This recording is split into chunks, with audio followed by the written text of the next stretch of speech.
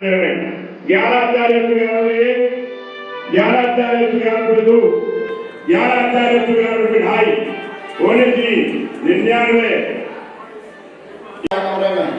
कमरे में आ गए। हे गुरुवर नमोस्तु, हे गुरुवर नमोस्तु, नमोस्तु, नमोस्तु, नमोस्तु, नमोस्तु। भगवान के समो शरण में, भगवान के समो शरण में, आपकी 12वीं सभा में, आपकी 12वीं सभा में, एक सभा में आपका इंतजार हो रहा है, एक सभा में आपका इंतजार हो रहा है। हे गुरुवर नमोस्तु, नमोस्तु, नमोस्तु। गुरुवर आज मेरी तंगिनी में आए, गुरुवर आज मेरी तंगिनी में आए, चलते फिरते चलते फिरते कीरत पाए, गुरुवर, गुरुवर। देखिए ये सिद्ध चक्र महाराज का चल रहा है, एक छोटा सा काम है मेरे पास में। बम बम बम झम झम झिम झिम झिम झिम द्राम द्राम द्रीम द्रीम द्रावय द्रावय नमो वरदे भगवते श्रीमते ओम ह्रीं क्रोम हम पापम खंडय खंड बोल आचार्य श्री स्वामी सरस्वती जगत शुद्ध घटद्वारस्ते एवं सदा प्रतिनाम परम पूज्य एक स्वार्थी साक्षात परमानंद सरस्वती महाराज स्वार्थावार्तम प्रथम शांति धारा करने वाले श्रीमान देखते जी सुगम सुलोके सूर्यादि धन्यवाद राम से आरोग्य स्वस्ति रस्तु कीर्ति श्री शांति रस्तु रस्तु कल्याणस्तु सुखस्तु रस्तु दीर्घायुस्तु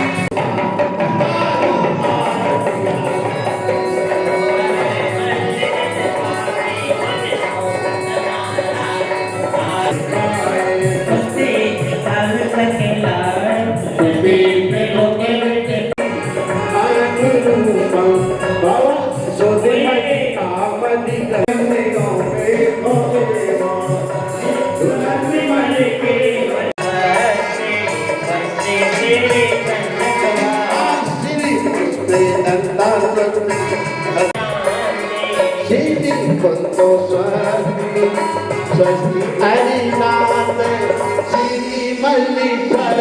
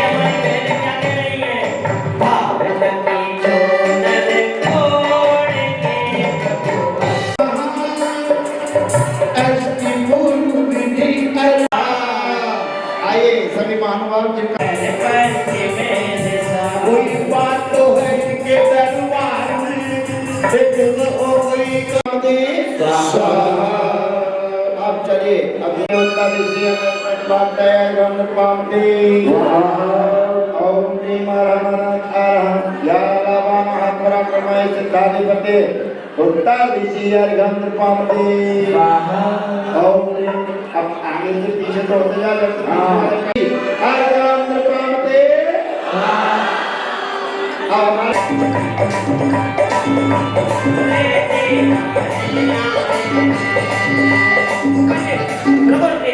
बजे कुंडलपुर में बधाई,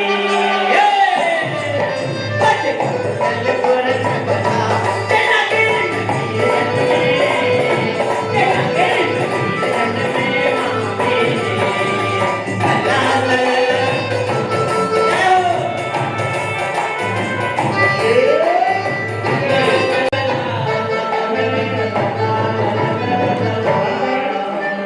बहुत बढ़िया।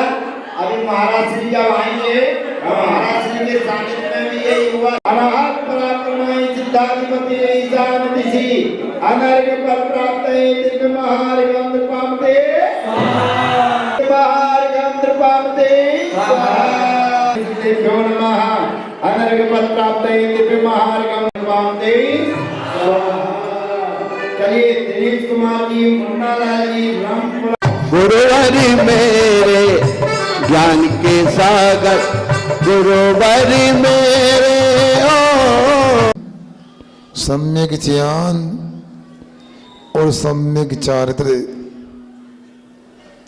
इन तीनों की एकता का नाम मोक्ष मार्ग है। कोई सोचे कि हम एक सम्यक दर्शन के माध्यम से मोक्ष की मंजिल को प्राप्त कर लेंगे, संभव नहीं। ज्ञान के माध्यम से मोक्ष मिल जाएगा, संभव नहीं। मात्र आचरण हो जाए, काम बन जाए, संभव नहीं। तीनों की एकता आवश्यक है। आप लोग पिछले 3 दिन से अनंत अनंत सिद्ध परमेश्वरियों की आराधना कर रहे हो, और ये आराधना किसके लिए कर रहे हैं अपन लोग? बंदे तद्गुण लब्ध है। आप सिद्धों की वंदना हम इसलिए कर रहे हैं, आपके समान गुणों की प्राप्ति हो जाए, आपके समान बन जाए। और इसको प्राप्त करने के लिए एकता की आवश्यकता होगी। आप लोग अभी ठंडी के माहौल में हो, अभी तो ठंडाई वगैरह तो चलती नहीं होगी आप लोगों को, मगर गर्मी में तो चलती है ना। ठंडाई में क्या होता है? बादाम, खसखस, सही मीठा और जो भी डाल दे। अब मान लो जो सामग्री से ठंडाई बनती है उसकी फाकी लगा लें, ठंडाई का स्वाद आ जाएगा।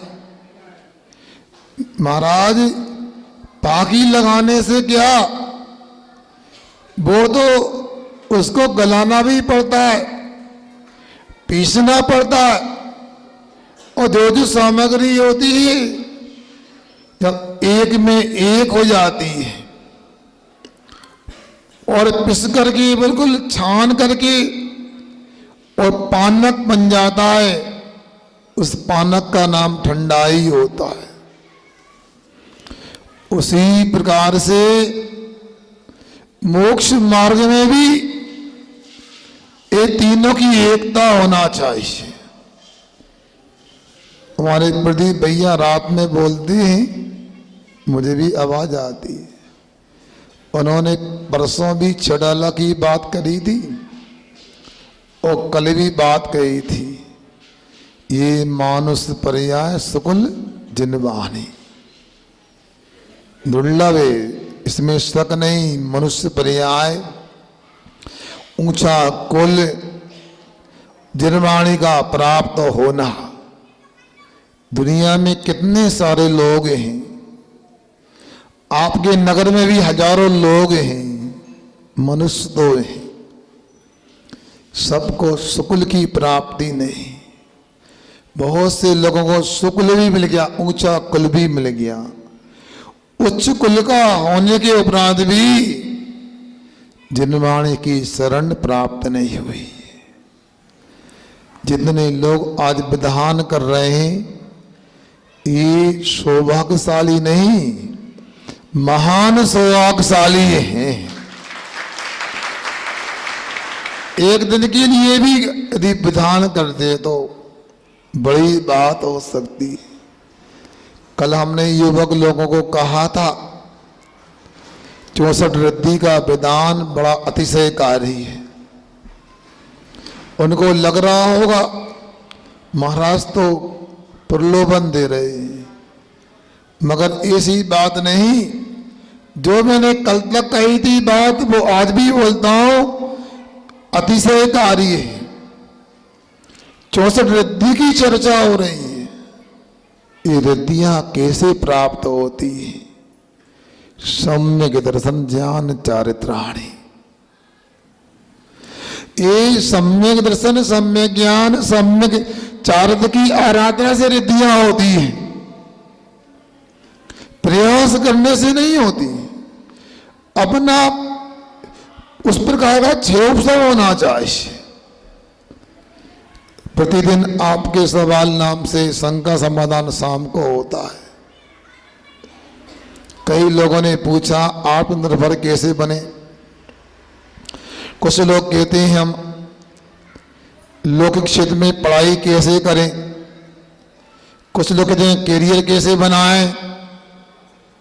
उन सबसे मैं कहना चाहता हूं, जो रिद्धियों की आज पूजन कर रहे हैं आप लोग, रिद्धियों की नहीं, रिद्धिधारी मुनि महाराजों की, रिद्धियों के माध्यम से, और कह सकते हैं आधार आदि संबंध है रिद्धि और रिद्धिधारियों में।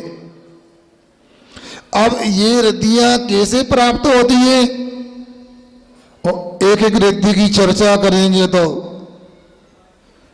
8 दिन भी कम पड़ेंगे, मगर मैं एक दो रिद्धि की चर्चा आपसे करता हूं।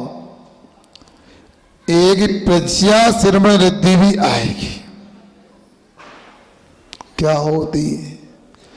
उनके पास में विशेष मति ज्ञान का क्षोभसम होता है।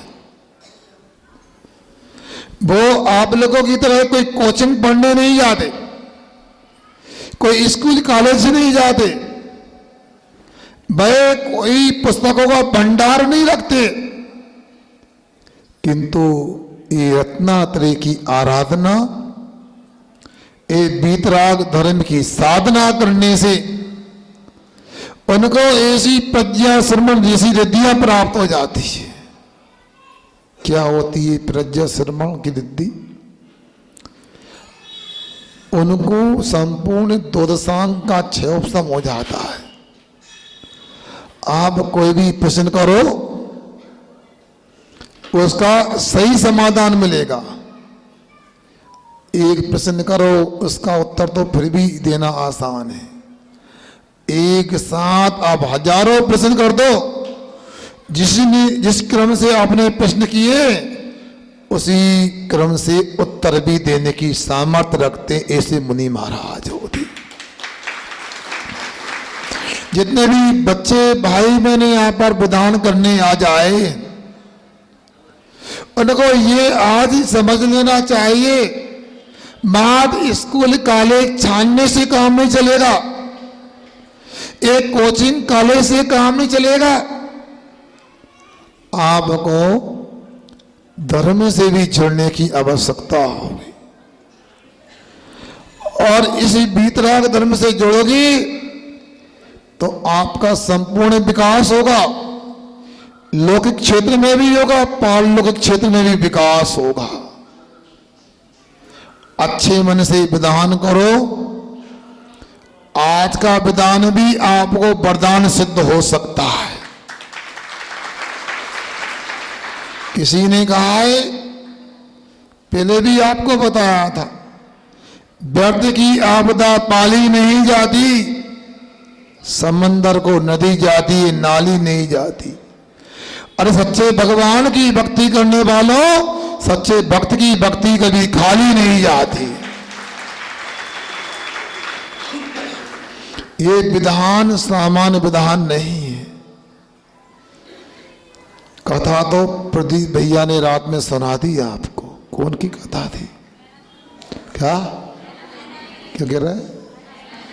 मैं ना सुंदरी, ऐसा नहीं, मैना सुंदरी।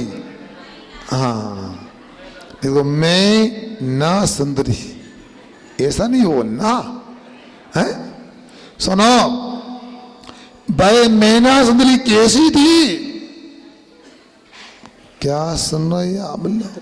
जिसके अंदर में सम्यक दर्शन का एक गुण है, संवेग। कौन सा गुण? संवेग गुण उनमें कूट कूट के भरा हुआ था। जब जब मैना सुंदरी की चर्चा आती है तो कैसा लगता है? गजब है।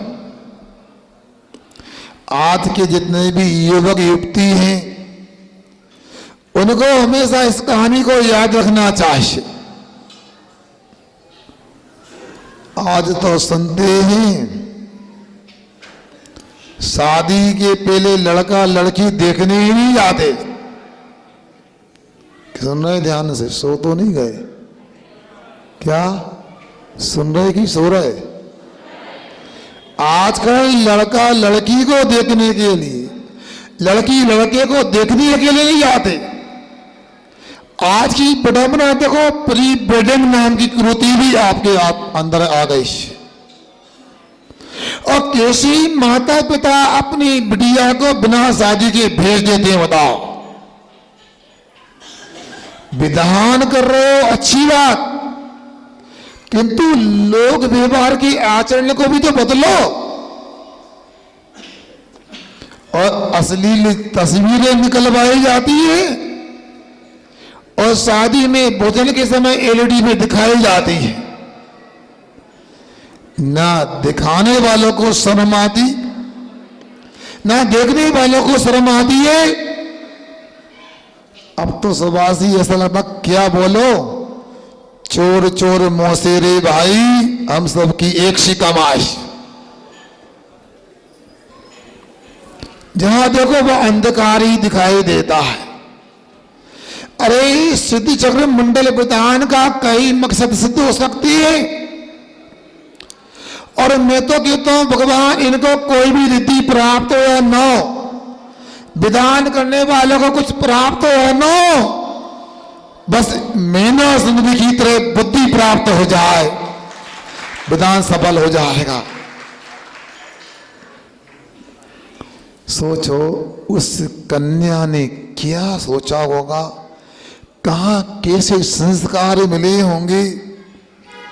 उसका तो एक ही ध्येय था, ब्रह्मचर्य का पालन करना, अध्ययन करना, विवाह होने तक पूर्ण ब्रह्मचर्य और अध्ययन। विवाह का काम तो छोड़ो, विचार भी हमारा नहीं होना चाहिए। ये तो माता पिता का अधिकार से क्षेत्र है, बोलो है क्या नहीं? क्यों भैया, यदि मेरी जगह आप कहो वचन मुझे करना स्वदेश, तुम कहो महाराज आपने 4 महीना बहुत बोल लिया, अब मुझे बोलने दो, वचन मैं करूंगा। स्वीकार है? सुनने वालों स्वीकार है क्या है? क्यों स्वीकार नहीं है? क्यों दिक्कत क्या है? इतना अच्छा भैया सदाचार्य अभिषेक पूजन करता है, साधु की सेवा करता है, उसको बोलने के लिए मौका तो सुनो ना। महाराज जी इतना तो हम भी जानते हैं, गिरधंज वाले जब महाराज हैं तो महाराज का ही सुनाने का अधिकार है, दूसरे का नहीं है। क्यों ये ताली कम का बजाई तुम लोगों ने, बताओ? आपने यदि ज्यादा बजा दी तो क्यों बजाई आपने, समझ में आ गया? अरे जैसे उस भैया को आप वक्ता के रूप में स्वीकार नहीं कर रहे, ये तो महाराज का अधिकार है। चलो आगे चलता हूं। यदि साक्षात तीर्थंकर केवलिया हो, मेरे को सुनोगे दिनेश समाज साहब? कौन को सुनोगे? मेरे को हैं? तीर्थंकर को सही बोल रही है, पढ़ रहा नहीं है क्या?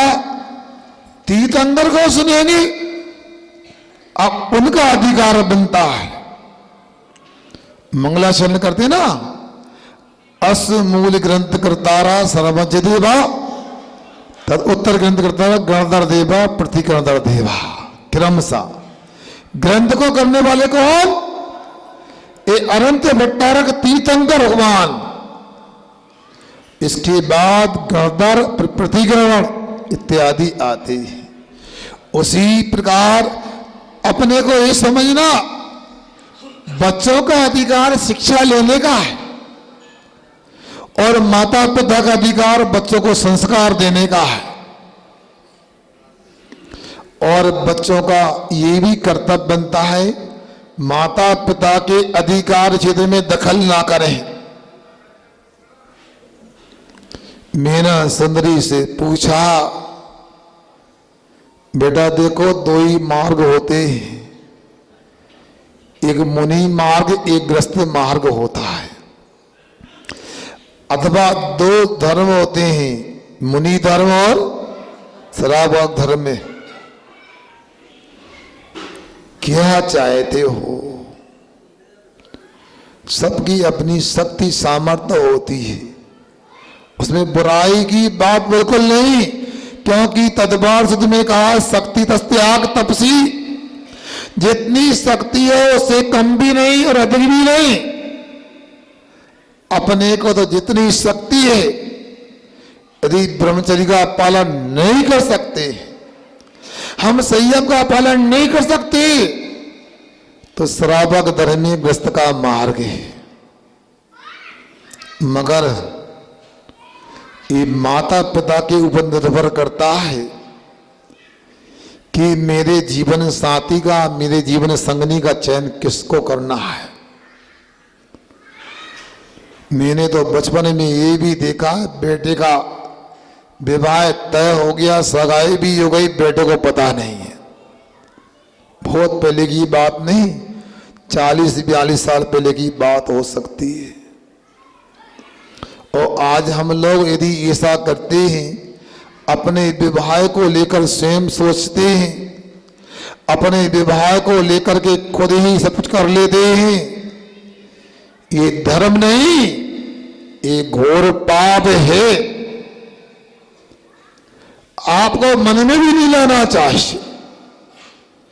आज परिस्थिति बदल गई है, लोगों के विचार सोच बदल गई, इसलिए कुछ लोगों के विवाह आदि में अवरोध भी हो सकता है। और उन लोगों को याद रखना चाहिए, हमने उस कुल को प्राप्त किया है, हमने उस धर्म को प्राप्त किया है जिस कुल को मीना सुंदरी ने प्राप्त किया था, जिस धर्म को मीना सुंदरी ने प्राप्त किया था।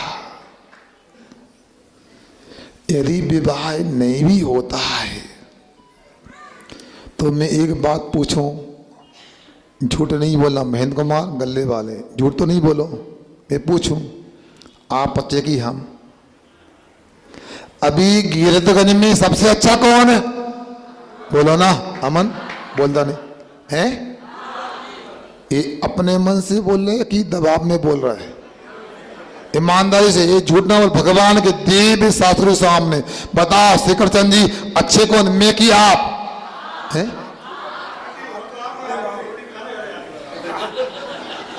अरे भैया भगवान के समसान में यहाँ रोटी का मौका ही नहीं, यहाँ तो भूख ही नहीं लगती है, बताओ। चलो ये नीरज की राह में रोटी खाने इतने दबाव में हो, यदि मान लो हमको अच्छा मानते हो, वो हमको रोटी मिलती है, जितनी खीरी खीरी सुनाते हैं उतनी खीरी खीरी रोटी मिलती है, बताओ आखिर क्या है? यदि ईमानदारी से आप मेरे को अच्छा मानते हो, आप मुनि महाराज को अच्छा मानते हो, आप हरिका को अच्छा मानते हो, तो आप आज कसम रखे जाओ, जितने भी लोग विधान करने आए हो, विवाह होता तो अच्छा और नहीं होता तो और अच्छा। क्यों? सबको मेरी बात पसंद नहीं आई, मतलब दो क्या बोला? विवाह होता तो और नहीं होता तो? महाराज जी अब बार बार बोल के दबाव बनाते तो हमें हाँ करना पड़ता है। अच्छा एक काम करो, मेरी बात नहीं मानो, आज जितने भी लड़का लड़की है एक नियम लेके जाओ, आपको एक ग्रस्त कोई मिल जाए, बहने को कोई भाभी चाची मिल जाए और भैया को कोई मित्र मिल जाए, और जिसकी 2-5 साल शादी को हो गए, उससे पूछना ईमानदारी से तुम कितने सुखी हो।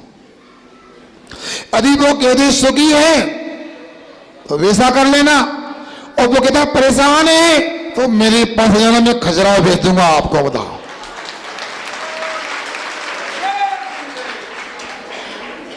भैया समझो, सुनो, ये क्या कहेंगे? पूज्यपाद स्वामी ने ही कह दिया, वासना मात्र में वैत सुखम दुखम तदेना तथा हृदय जंते ते भोगा रोगा पति। एक वासना मात्र है, एक कुत्ते को हड्डी की तरह है, कुत्ता हड्डी को चबाता है, लगता स्वादिष्ट वस्तु है, बाद में कितना भयंकर कष्ट होता है। इसलिए विवाह नहीं होना भी अच्छा है। आप लोग स्वाभिमान से जियो। तीर्थंकर के कुल में जन्म लिया है। महावीर भगवान को मानते हो, राम भगवान को मानते हो, हनुमान को मानते हो, तो हनुमान की तो स्वाभिमानी रहो। क्या दीनहीन बनते हो। विवाह करने में ही सुख होता तो दुनिया के सर्वपूज्य आचार्य विद्यासागर सर्वाधिक दुखी होते। उन्होंने अपनी जिंदगी में जो 56 साल निकाले तो आनंद चक्रवर्ती को भी नहीं आ सकता है। क्या यश, क्या पुण्य, क्या सम्मान। अरे आचार्य विद्यासागर जी का नाम भी ले लेते हैं तो लोग अपने को धन्य मानते हैं। सोच रहे, मैं तो सोचता हूं शायद आप लोगों की तरह मैंने कई जन्मों में भगवान की पूजन की होगी, अच्छे काम किए होंगे, इसलिए मुझे आचार्य विद्यासागर जैसे गुरु महाराज मिले।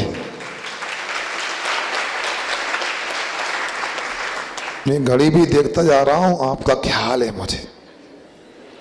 अब आपको मैं ये कहना चाहता हूं, आप मेना सुंदरी को अपना लक्ष्य बना के काम करो। उसने कह दिया नहीं, मैं यदि कर्तव्य करूंगी तो अधिकार मिलेगा। जब पिताजी ने इस विषय को अपने मान का विषय बना लिया, ईगो बना लिया कि लड़की, मेरी लड़की मेरे से जवान चलाती है, देखता हूं। और बंधुओं, क्या वो बिटिया, क्या पिताजी, दोनों की अपने क्षेत्र में पराकाष्ठा। मेना सुंदरी की बीतराग धर्म में श्रद्धा की पराकाष्ठा, और श्रीपाल की अपनी बिटिया के प्रति दुष्टता, और कोड़ी पति से विवाह करा दिया। ठीक है पिताजी, आप जो कर रहे हो आपका अधिकार है, मैं दखल नहीं दूंगी, मगर मेरे पुण्य को आप छीन नहीं सकते हो। ये होती श्रद्धा, ये होता संवेग भाव। उसको पता था संसार में विषय में कुछ नहीं रखा है। उस मेना सुंदरी ने विवाह को स्वीकार नहीं किया था, बल्कि ये मानो आरिका बनने के युग अपने को वर्तमान में नहीं मान रही थी, इसलिए उसने विवाह को स्वीकार किया। मगर जो माता पिता कहेंगे वो स्वीकार करोगी। और उसने पिताजी को पूरा अधिकार दिया जो एक पिता को मिलना चाहिए, एक माँ को मिलना चाहिए। और भाई बहनों सुन लो, यदि बड़ों को अधिकार देते हैं तो अपने को अपने आप अधिकार मिलता है। बड़ों को अधिकार देना ही हमारा कर्तव्य है। और उसको देखो, पिताजी ने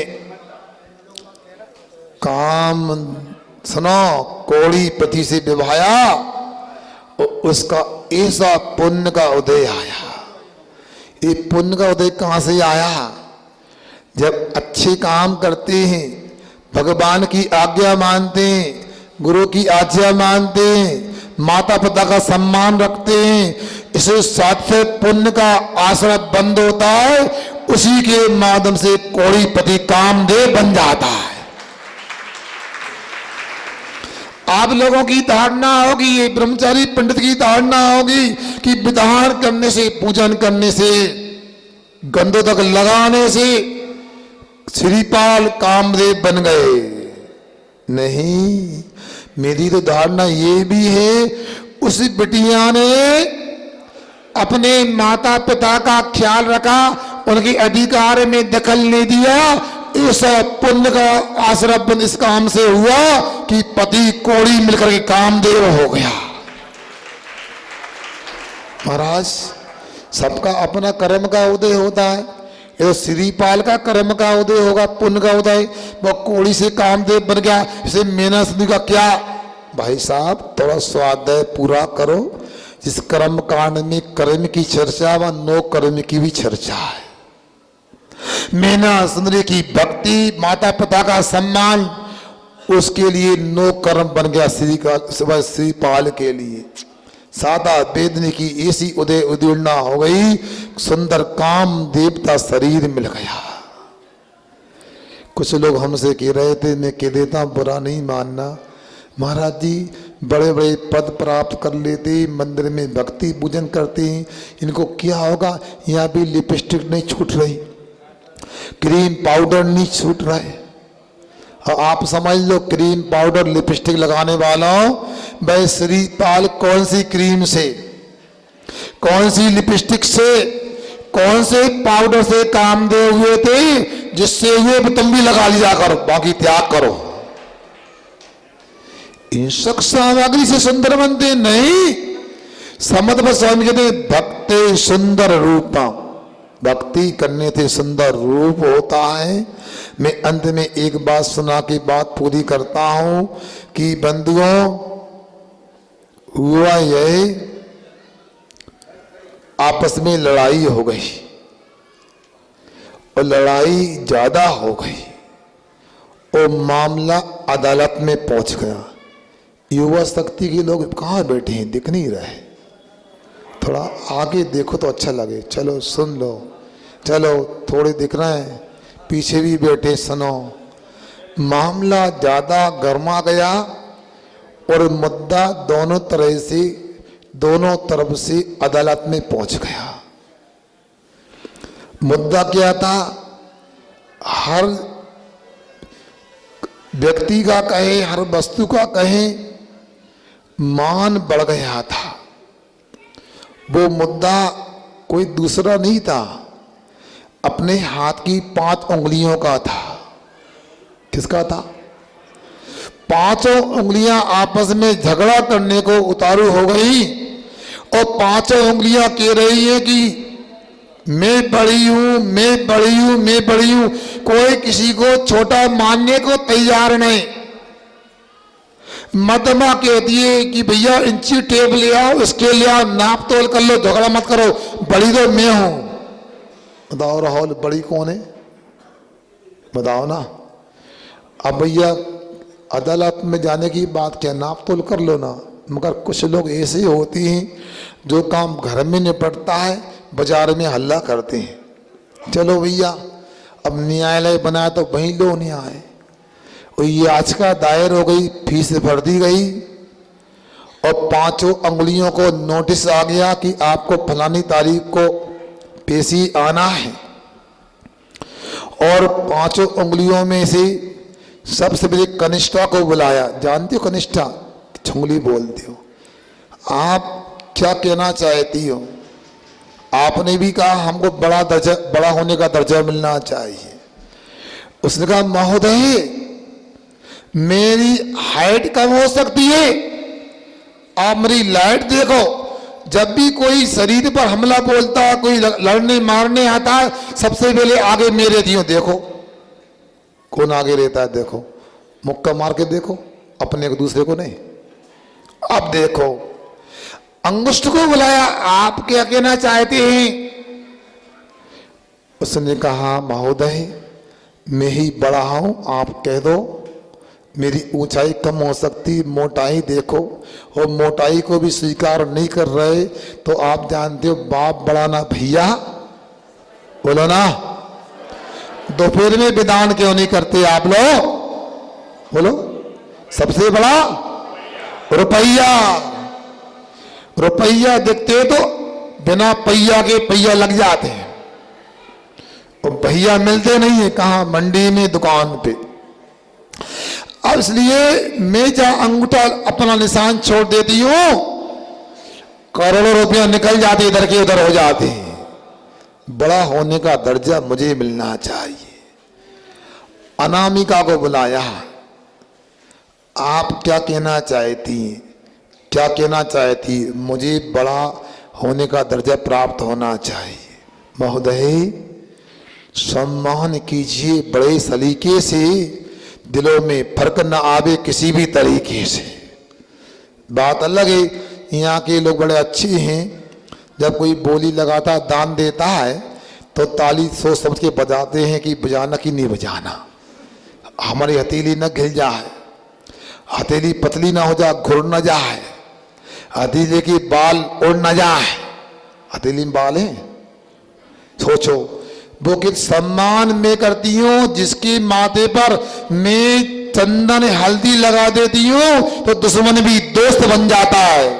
बड़े होने का दर्जा मुझे मिलना चाहिए। तर्जनी से पूछा आप भी क्या कहना चाहती? जिनने कहा मुझे बड़ा होने का दर्जा मिल। क्यों? ये तो एक एक काम कर दे, मैं दो काम कर दे, तू ही नहीं बनो।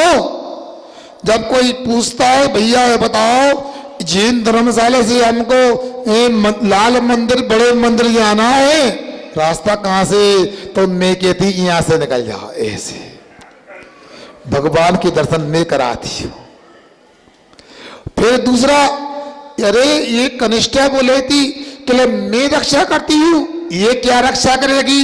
मेरे पास तो कोई आता है, सामने दिखता है, खबरदार आगे बढ़ गया तो ठीक नहीं होगा।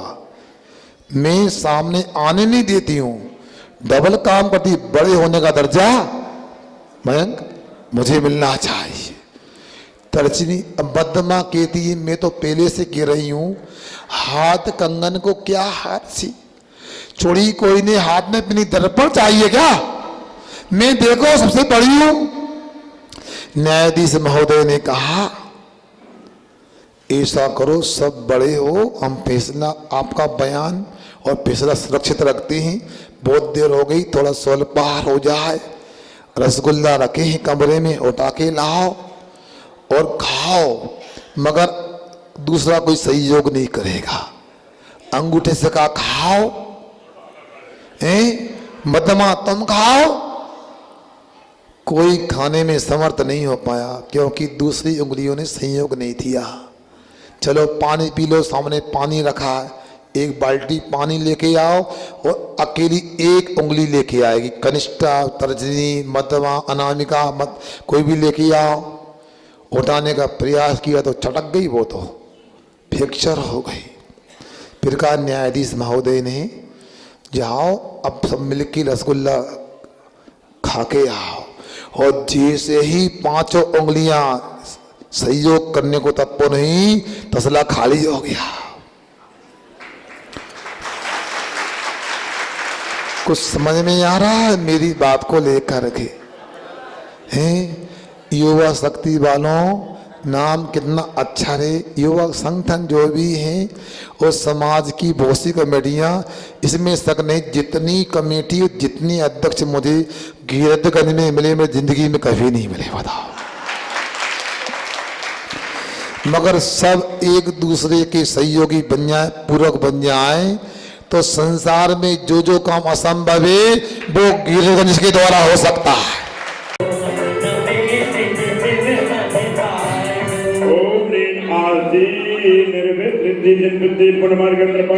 स्वाहा